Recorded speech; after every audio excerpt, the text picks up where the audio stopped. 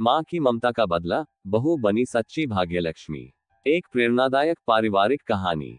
एक साधारण सी शाम, एक असाधारण मोड़। शाम का समय था। सूरज धीरे धीरे अस्त हो रहा था और घर के आंगन में हल्की रोशनी फैली हुई थी। पुराने टीवी से कोई भक्ति गीत चल रहा था और रसोई से मसालों की हल्की महक आ रही थी। घर की सबसे बुजुर्ग सदस्य, शारदा देवी, पूजा के बाद अपने कमरे में बैठी थी। उम्र के इस पड़ाव में उनका शरीर थक चुका था, लेकिन दिल अब भी अपने बेटे और बहू के साथ बिताए हर पल में खुशियां ढूंढता रहता। शारदा देवी का बेटा राजीव और बहू अनिता अपने बेडरूम में आपस में कुछ गंभीर बात कर रहे थे। दरवाजा पूरी तरह बंद नहीं था। बाहर बैठे शारदा देवी को सब कुछ सुनाई दे रहा था। बेटे की चिंता या स्वार्थ? राजीव ने थके हुए स्वर में कहा। अनिता, हम दोनों की नौकरी इतनी डिमांडिंग है कि अब माँ की देखभाल हमारे लिए मुश्किल होती जा रही है। डॉक्टर ने भी कहा है कि उन्हें लगातार देखभाल की जरूरत है। अनिता चुप रही।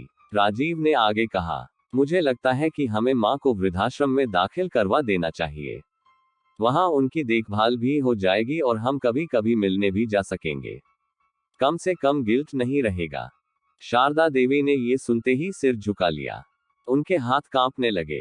उन्होंने कभी सोचा भी नहीं था कि जिस बेटे के लिए उन्होंने अपनी पूरी जिंदगी कुर्बान कर दी, वही अब उन्हें बोझ समझने लगा है। बहू की वो बात जिसने माँ को रुला दिया। लेकिन इससे पहले कि शारदा देवी का दिल पूरी तरह टूटता, अनिता ने जो कहा, वो सुनकर उनकी आंखों से आंसुओं की बौछार निकल पड़ी। अनिता ने सख्त लेकिन भावुक आवाज में कहा, राजीव, पैसा तो जिंदगी भर कमाया जा सकता है, लेकिन माँ का साथ एक बार चला गया तो फिर कभी नहीं मिलेगा। अगर माँ की देखभाल के लिए मुझे नौकरी छोड़नी पड़ी तो मैं छोड़ दूंगी। मैं घर पर रहकर बच्चों को ट्यूशन पढ़ा लूंगी, लेकिन माँ को किसी वृद्धाश्रम में नहीं भेजूंगी।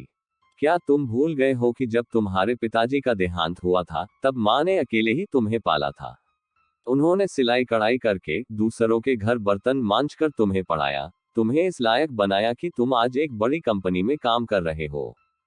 क्या कभी उन्होंने तुम्हें किसी और के भरोसे छोड़ा था? तब वो सोच सकती थी कि तुम्हें अनाथालय भेज दें, लेकिन उन्होंने ऐसा नहीं किया। फिर तुम आज कैसे सोच सकते हो कि उन्हें अकेला छोड़ दो? बहू बनी सच्ची बेटी। अनिता की बातें सुनकर राजीव का सिर शर्म से झुक गया। उसने धीरे से कहा, माफ करना अनिता, मैं सच में गलत सोच रहा था। माँ हमारे लिए भगवान का रूप है। हम कैसे भूल गए उनकी ममता और त्याग को। शारदा देवी ये सब सुन रही थी। वो रोते हुए उठी और धीरे धीरे पूजा घर की ओर चली गई। वहां पहुंचकर उन्होंने हाथ जोड़कर भगवान के सामने खड़े होकर कहा, हे प्रभु, मैंने तुझसे कभी कभी नाराज होकर कहा था कि तूने मुझे बेटी क्यों नहीं दी, लेकिन आज तूने जो बहू के रूप में मुझे बेटी दी है, उसके लिए मैं तेरा जीवन भर आभार मानती रहूंगी। 5. माँ के संघर्ष की दास्तान। शारदा देवी का जीवन आसान नहीं रहा था। पति के जाने के बाद पूरा घर उनके कंधों पर था। सुबह 4 बजे उठकर वो पहले पूजा करती, फिर राजीव का टिफिन तैयार करती और फिर सिलाई कढ़ाई में लग जाती। दोपहर को बच्चों को पढ़ाने का काम ले लिया था ताकि थोड़ी आमदनी और हो सके। पैसे के साथ साथ उन्होंने संस्कार भी दिए थे राजीव को। लेकिन समय और जिंदगी की दौड़ ने राजीव को इतना उलझा दिया कि वो अपनी ही माँ को जिम्मेदारी समझ बैठा। 6. बहू की नई पहल। अनिता ने अगले ही दिन अपनी कंपनी से इस्तीफा दे दिया। उसने घर के एक कमरे को ट्यूशन क्लास के लिए तैयार किया।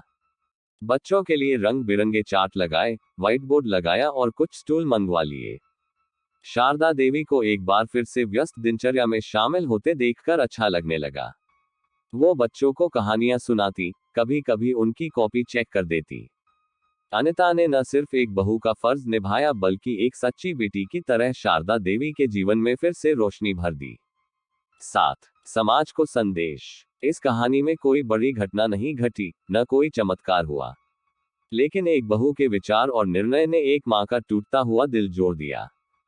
समाज में बहुत से बेटे बहुएं माँ बाप को वृद्धाश्रम में भेजने का निर्णय इसलिए ले लेते हैं क्योंकि उन्हें लगता है कि यह एक सुविधाजनक विकल्प है। लेकिन क्या सुविधाजनक विकल्प ही हमेशा सही होता है?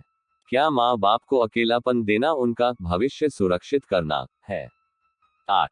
अंत का सार। शारदा देवी अब पहले से ज्यादा स्वस्थ और खुश थी। उनके चेहरे पर एक संतोष था। वो अब अक्सर भगवान के सामने मुस्कुराकर कहती थी, भगवान, तूने मेरे आंचल को बेटी से भर दिया। अब मुझे और क्या चाहिए। राजीव भी अब रोज दफ्तर से लौटते समय माँ के लिए फल या उनकी पसंद की मिठाई लेकर आता। वो अब माँ की आंखों में आंखें डालकर मुस्कुरा पाता था।